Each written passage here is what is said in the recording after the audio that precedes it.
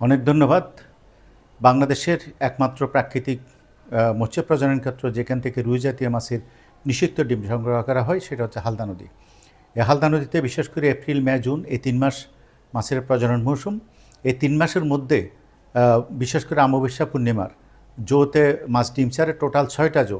৬টা জোয়ের মধ্যে যে কোনো জোতে যখন অনুকূল পরিবেশ তৈরি হয় তখন মাছ ডিম ছাড়ে। বিশেষ করে এই এখন চলছে ৩য় জো, বিশেষ করে পূর্ণিমার জো। এই পূর্ণিমার জোতে পাহাড়ি এলাকায় ভারী বৃষ্টি হয়েছে, বিশেষ করে মানিকচুরি ফটিকছড়ি এলাকায়, এবং পাহাড়ি ডল নেমেছে। নেওয়ার সাথে সাথে গতকাল থেকে হালদা নদীতে রুই জাতীয় মাছ ডিম দেওয়া শুরু করে এবং প্রায় ২৫০ নৌকা নিয়ে প্রায় ৫০০ ডিম সংগ্রহকারী গতকাল হালদা নদী থেকে ডিম সংগ্রহ করে। তারা বিশেষ করে দুপুর ১২টা থেকে ২টো পর্যন্ত, প্রায় ৩টা পর্যন্ত তারা উৎসব সহকারে ডিম সংগ্রহ করে। একই সাথে আবার দ্বিতীয় দফা, বিশেষ করে রাত ১০:৩০ থেকে ১২টা পর্যন্ত দ্বিতীয় দফায় আবার কিছু ডিম সংগ্রহ করে। আমাদের চট্টগ্রাম বিশ্ববিদ্যালয় হালদা রিভার রিসার্চ ল্যাবের টিম, গবেষক, শিক্ষার্থীরা সবাই নদীতে অবস্থান করেছিল।